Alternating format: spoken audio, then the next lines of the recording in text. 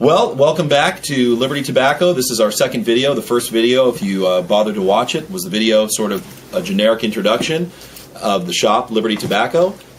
We also had Yankee Joe here, who's our cameraman for tonight. Thank you, Joe. Say hi to Joe. Joe, good to have you here. Aussie Jon was the cameraman last time. We call him Aussie Jon, as you'll figure out, obviously, from his accent. He is from Australia.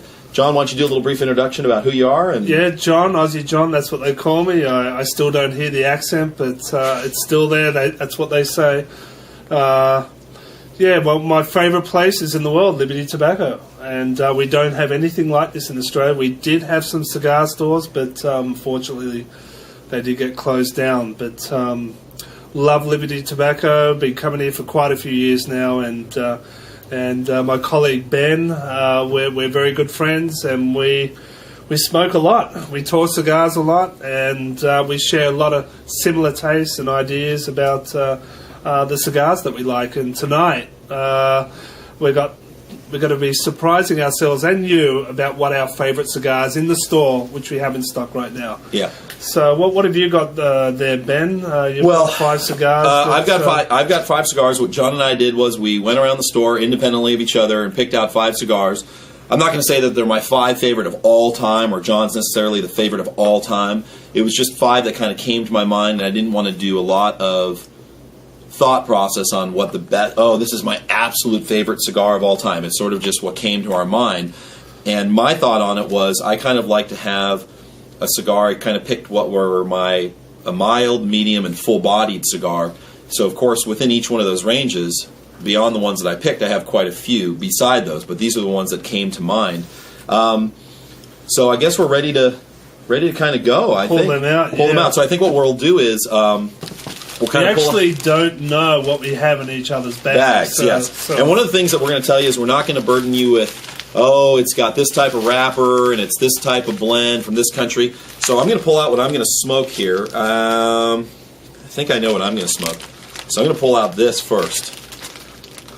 Aha! Look. So you're talking about similar taste. What have you got there, Ben? Well, the first cigar that I have for the night, because it's kind of late at night, and that's when we're doing our filming, we both picked the Illusion 88. I think John and I also would have picked probably the Illusion 68 as well. Illusion for us is what we call like a boutique brand, where it's not necessarily as widely available as something, let's say, like a Macanudo or a Partagas or even Arturo Fuente, where you'd find it usually even at stores like Bevmo or something like that. Not that they wouldn't be there, but they typically tend to be cigars that are more for your brick and mortar stores, not necessarily your large chains. What do you like about the 88? They're a great hit. My personal taste in cigars are full-bodied cigars. I like a rich tasting cigar that basically kicks my butt. And the 5 cigars that I've picked are basically full-bodied. Ben's got a combination of mild, medium, and full-bodied. I tend to stick towards the full-bodied. The other thing too, I sort of stick to the cigars that I like. I don't experiment a lot all the time. They sort of know I'm a bit of a creature of habit. Yes, the Illusion 88 and the 68. The 68 is quite. It's probably a 30-minute cigar, and it gives a nice little punch as well. It's like a really good smoke. I guess it's considered almost like a petite Corona, where this is more of a standard Robusto. The cutter I'm using tonight is one of my favorite cutters. Cedric, one of the employees here, who's our pipe master, he was, Zycar, which we carry in the shop, is a great cutter. They have great service. They're guaranteed for life. This was something he picked up at the show maybe 2 years ago at the Retail Tobacco Show. And I think it's called the Zycar Maya. And as soon as I felt it in my hand and felt the action, the steel on this is just great. I'm not even really sure which steel specifically this is.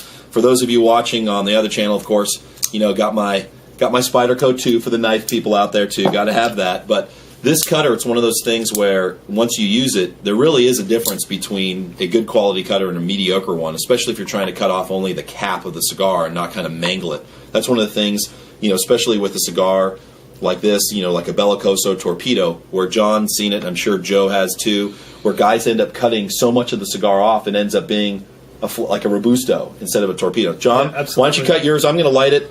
I'm going to smoke I'm going to smoke the favorite 88. brand. I'm gonna go the Opus X. The Opus X. Bellicose. I'm going to light it. This is something I picked up recently. It's the Lotus, and I guess it's trying to emulate kind of the Lotus car, where it looks like it's kind of got the carbon fiber on it and the racing stripes here. So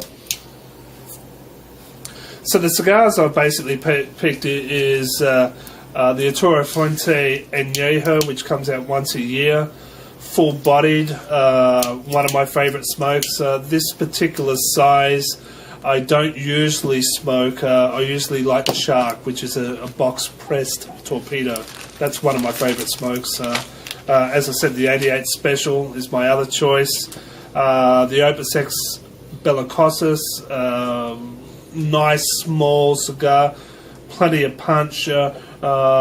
These were quite hard to get for a while, weren't they? I remember when this... Very difficult to get, but now they're... We call that the kind of the pocket rocket. And I agree with John. I'm not a huge fan of Opus X necessarily, but I find that they're smaller. For my taste, personally, the smaller cigars... Want to use that one? Mm-hmm. The smaller cigars from Arturo Fuente, at least the Opus, are some of my favorite. They pack a lot of punch. I think they do need some time to mellow out. Mm-hmm. The crazy thing is, I remember years ago when Opus came out, here on the West Coast, we were given the Diamond Crown, which, don't get me wrong, it's a great mild cigar, but it's not inexpensive. It's pricey. They recently came out with the Julius Caesar, which I like a lot more. It's mild, but it has some taste. The Diamond Crown, customers used to come in and ask me, what's your opinion of it? And I'd say it's a great mild cigar, but if you want the same quality taste, but save yourself money, take your hand, go like this, and you've got basically the same thing and just saved yourself about $15. They had that little of taste. So on the West Coast, we got the Diamond Crown. On the East Coast, they got our Opus X, and for a while they were impossible to get. Nowadays, the Opus X sit on the shelf like any other cigar. People aren't going crazy for them, and it's nice because people have a chance to smoke what a lot of people consider to be one of the best premium cigars available in the United States. Oh. And funny, I do have an Opus X story, and that was living in Australia, and in Australia we do smoke Cubans. Tell them about the prices, too. And I'm going to tell you about the price of the Opus X. I found out, I heard somewhere about this Opus X, and I got really intrigued. So I did some searching, and I found a bar in Sydney opposite the Opera House. It was a bar right on top of the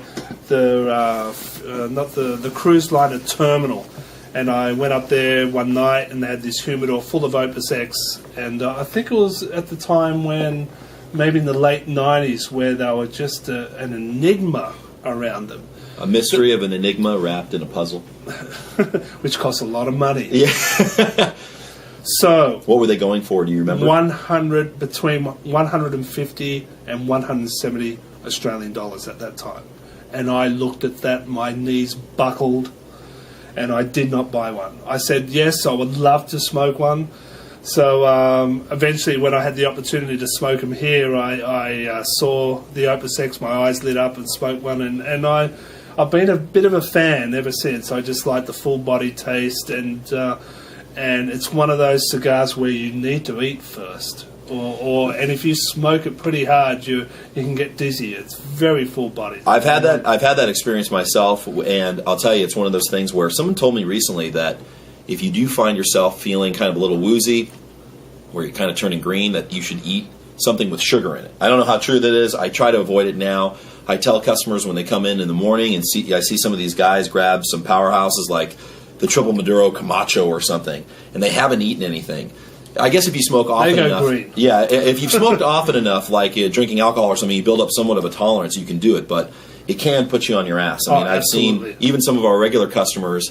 I've had it happen to myself, and so I kind of take it easy. If I even feel even the slightest bit of that, I just put it down, grab some food, drink some water, that kind of thing. Well, let me see what I've got here. I've got this one's actually got a torn wrapper here, so I'll have to probably do a damage out. One of the cigars I picked was a cigar recommended to me by Cedric. It's the La Flor Dominicana Double Pressed.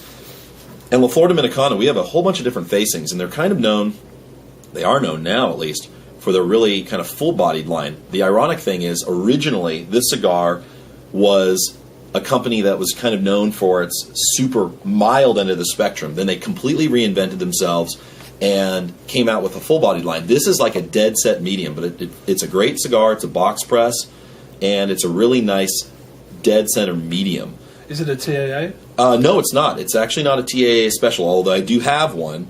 The other thing, since we are talking about Fuente, this is one of my all-time favorites.